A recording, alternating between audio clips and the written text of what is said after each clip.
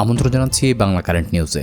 একজন তরুণী যিনি বাংলা বলতে পারেন না, বাংলাদেশের রাস্তাঘাট, মানুষ, সংস্কৃতি কিছুই তার পরিচিত নয়। তবু তিনি নিজের দেশ মিশর ছেড়ে চলে এসেছেন এবার নোয়াখালীর একটি গ্রামে। কিন্তু কেন, কার জন্য তিনি এত বড় সিদ্ধান্ত নিয়েছেন, আর কিভাবে ভাষা না জেনেও এখন তিনি একজন বাংলাদেশি পরিবারের বউ হয়ে উঠেছেন?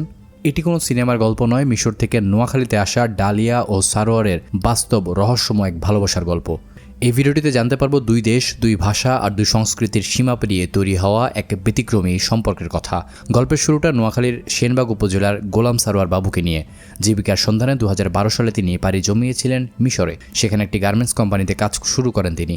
মিশরে থাকার সময় ডালিয়াদের বাসার পাশেই থাকতেন সারোয়ার। পরিচয় ছিল ডালিয়ার ভাইয়ের সঙ্গে। সেই পরিচয়ের সূত্র ধরে মাঝে মাঝে তাদের বাড়িতে যাতায়াত হতো। একসময় সারোয়ার ডালিয়াকে নিজের ভালো লাগার কথাটা জানান। ডালিয়াও সেই অনুভূতিকে গুরুত্ব দেন। ধীরে ধীরে তাদের মধ্যে তৈরি হয় একটা সম্পর্ক। কিন্তু সামনে ছিল বড় বাধা, একজন বাংলাদেশি তরুণ আর একজন মিশরীয় তরুণী। ভাষা আলাদা, সংস্কৃতি আলাদা, পরিবার আলাদা। সব মিলিয়ে ডালিয়ার পরিবার শুরুতেই বিয়েতে রাজি ছিল না। সারোয়ার জানান 2018 সালের দিকে তিনি বিয়ের প্রস্তাব দেন, কিন্তু তখন ডালিয়ার পরিবারে আপত্তি ছিল। তবে ডালিয়া নিজের সিদ্ধান্ত থেকে সরে যাননি। অনেক বোঝানোর পর তিনি পরিবারের সম্মতি আনতে সক্ষম হয়েছেন। এরপর 2020 সালে মিশরের আইন মেনে তাদের বিয়ে হয়। বিয়ের 2 বছর পর 2022 সালে অক্টোবরে ডালিয়া স্বামীর সঙ্গে বাংলাদেশে আসেন। তার গন্তব্য ছিল নোয়াখালীর সেনবাগের নবীপুর এলাকা। একজন মিশরীয় বধূকে দেখতে স্থানীয়দের ভিড় জমে যায়, কারণ অনেকের কাছে এই বিষয়টি ছিল ঠিক অবাক করার মতো। ডালিয়া বাংলা বলতে পারেন না, তাই নতুন শ্বশুরবাড়ির মানুষের সঙ্গে তাকে ইশারা ইঙ্গিতে কথা বলতে হতো।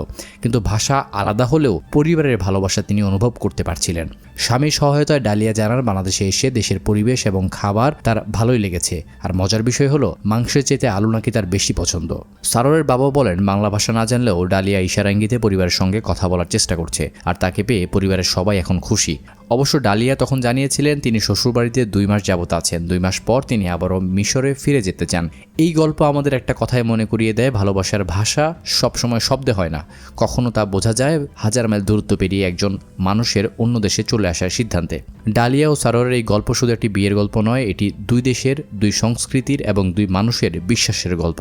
ভিডিওটি ভালো লাগলে একটি লাইক দিন, আর এমন বাস্তব ও ব্যতিক্রমী গল্প পেতে চ্যানেলটি সাবস্ক্রাইব করে সঙ্গে থাকুন।